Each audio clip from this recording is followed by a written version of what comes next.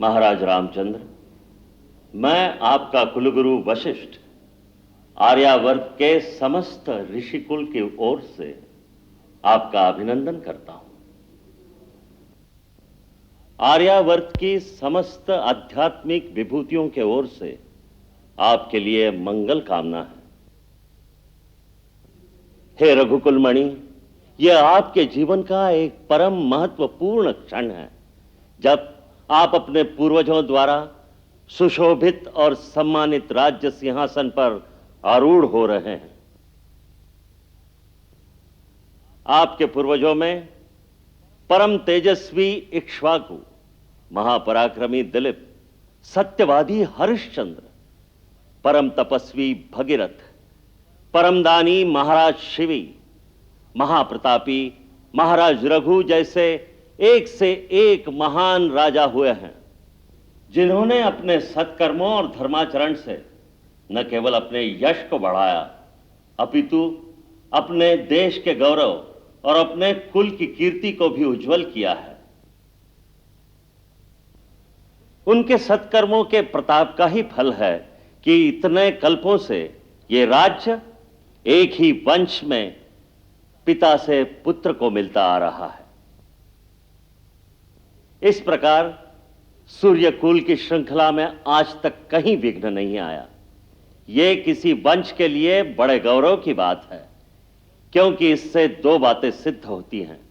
पहली ये कि प्रजा को इस राजवंश पर पूरा भरोसा है, विश्वास है। दूसरी ये कि प्रजा के इस विश्वास, स्नेह अथवा भक्ति को जीतने के लिए इस राजवंश के राजाओं ने धर्म का पथ कभी नहीं छोड़ा होगा। प्रजा रंजन के लिए उन्होंने किसी भी बलिदान से मुंह नहीं मोड़ा होगा। उन्होंने प्रजा पर अधिकारी के रूप में नहीं, सेवक के रूप में प्रजा के हृदय पर राज किया होगा।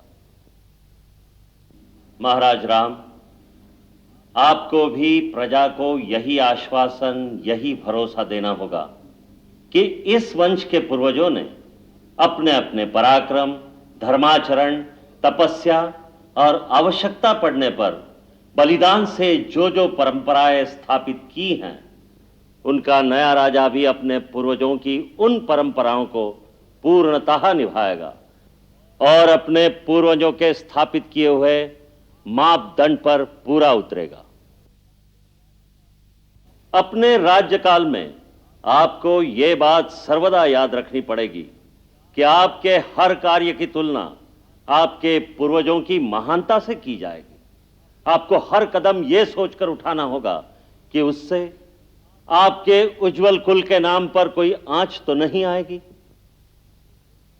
यह याद रखना कि जिस दिन कोई व्यक्ति राजमुकुट पहनकर राज्य सिंहासन पर बैठता है, उस दिन से वो अपनी निजी सुख सुविधा का त्याग कर देता है। राजा बनना उतना ही कठिन कार्य है जितना सेवक धर्म निभाना, क्योंकि राजा वास्तव में प्रजा का सेवक ही होता है। प्रजा रंजन ही उसकी सबसे बड़ी तपस्या है। अब मैं कौशल देश की प्रजा, आपके मंत्रियों, आपकी सेना और राज्याधिकारियों की ओर से नए राजा के रूप में आपका स्वागत करता हूं और अपनी ओर से आशीर्वाद देता हूं कि आपका पराक्रम ऐसा हो कि आपका राज्य सदा अक्षय बना रहे, आपकी आने वाली पीढ़ियों को भी इसी प्रकार प्रजा का स्नेह और आदर मिलता रहे।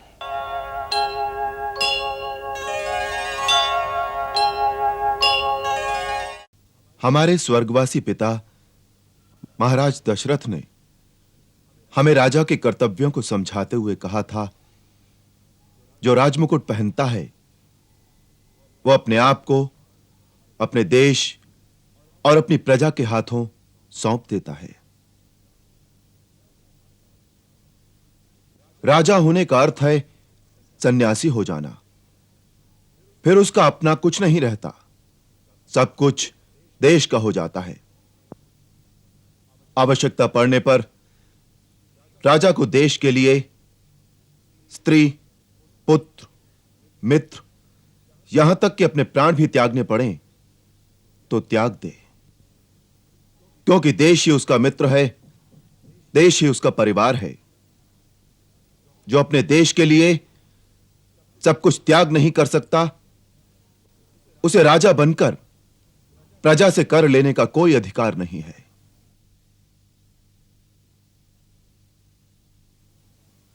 फिर उन्होंने कहा था कि राजा दंड अवश्य धारण करता है, परंतु उसकी मूल शक्ति दंड नहीं, न्याय है।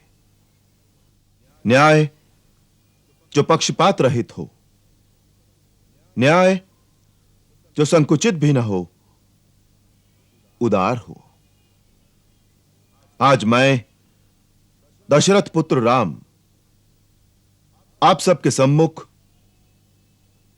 सूर्य, चंद्र, तारामंडल, समस्त दिग्पाल, लोकपाल, इक्ष्वाकु कुल के समस्त पूर्वजों और स्वर्गस्थ परम पूज्य अपने पिताश्री महाराज दशरथ की आत्मा को साक्षी करके और अयोध्या की जनता जनार्दन के सम्मुख नतमस्तक होकर वचनबद्ध होता हूं कि हम न केवल पिताश्री के उन समस्त आदेशों का पालन करेंगे,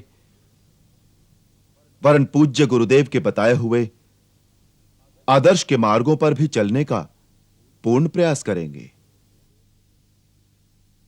मेरी गुरुदेव से यही विनती है कि जिस प्रकार महाराज मनु के समय से लेकर रघुकुल की 40 पीढ़ियों के राजाओं का मार्गदर्शन करते आए हैं, उसी प्रकार हम पर भी गुरुदेव की कृपा दृष्टि ऐसे ही बनी रहेगी। इसी प्रकार महर्षि जाबाली, महर्षि वामदेव, महर्षि कश्यप और पूज्य मार्कंडेय आदि हमारे ऋषिगण आध्यात्मिक दिशा में हमारा निर्देशन करते रहेंगे, क्योंकि आध्यात्मिक शक्ति ही परम शक्ति है। वही मनुष्य को नैतिक और धर्म का बल देती है। जिस राजा में स्वयं धर्म और नैतिकता का बल नहीं होगा, उसकी प्रजा में नैतिक बल नहीं हो सकता। इसलिए हम जितना भरोसा अपनी सेना पर करेंगे, उतना ही अपने ज्ञानीजन और ऋषि समाज पर करेंगे, क्योंकि वही देश और समाज में धर्म को स्थापित रखेंगे। जो देश धर्म और नैतिक मूल्यों के आधार पर खड़ा नहीं होता, उसकी पराजय और विनाश निश्चित है। आर्य सुमंत्र, आर्य जयंत और महात्मा सिद्धार्थ आदि अष्टमंत्री मंडल से हमारी प्रार्थना है कि जिस प्रकार वो पिताश्री महाराज दशरथ की अपनी निर्भीक मंत्रणा से सहायता करते थे, उसी प्रकार निसंकोच होकर वो हमें भी नीति का मार्ग समझाएंगे और हमारी दुर्बलताओं की ओर हमारा ध्यान दिलाने से नहीं डरेंगे। हम अपनी प्रजा को आश्वासन देते हैं कि हम धर्म, नीति, सत्य और न्याय के आधार पर ही अपना राज्य चलाएंगे। आज से प्रजा के अतिरिक्त हमारा अपना कोई नहीं रहा। यदि जीवन की सबसे प्रिय वस्तु भी त्यागनी पड़े, तो हम क्षण भर की देरी नहीं करेंगे और प्रजा रंजन के अपने कर्तव्य से कभी मुंह नहीं मोड़ेंगे। प्राण त्याग देंगे, परंतु प्रजाहित का त्याग कभी नहीं करेंगे।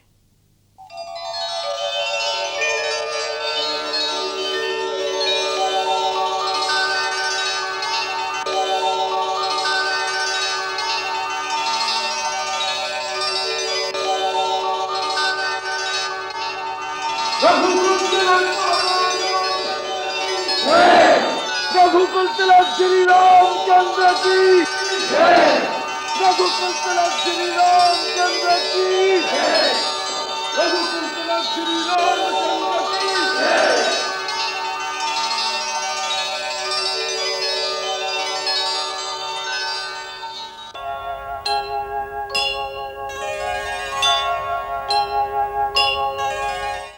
हनुमंत, हम तो जन्म जन्म के लिए तुम्हारे ऋणी हैं।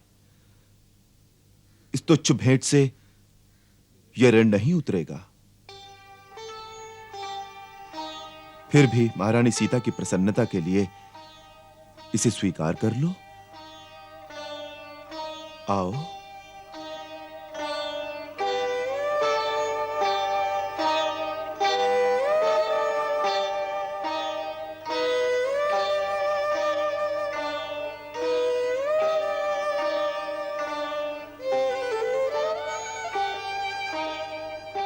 लो हनुमान।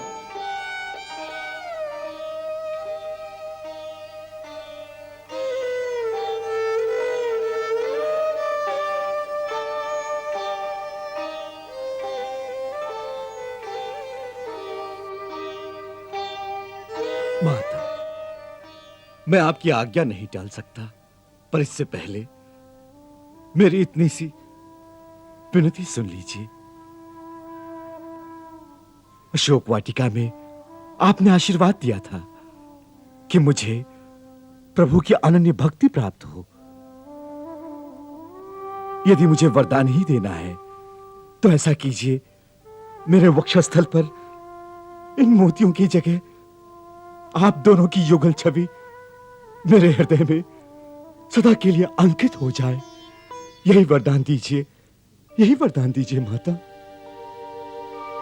माता मेरी भक्ति को रत्नों से ना तोल, राम सिया का दरस ही है सबसे अनमोल।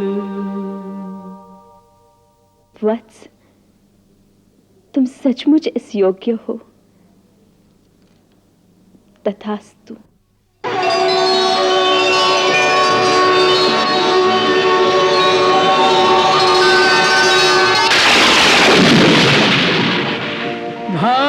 भाग्यवान हनुमान सा जग में दूजा नाई, राम सिया की युगल छवि जाके अंतर माही।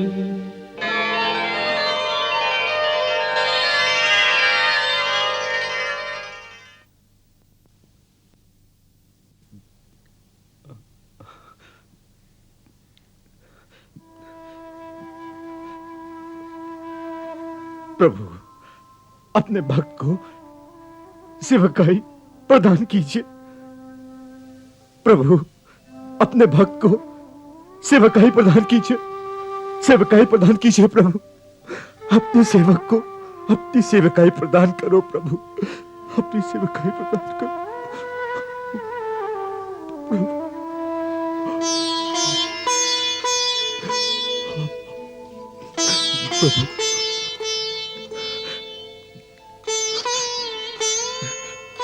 प्रभु, प्रभु।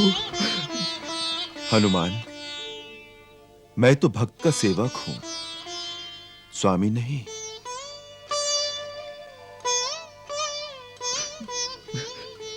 प्रभु, प्रभु।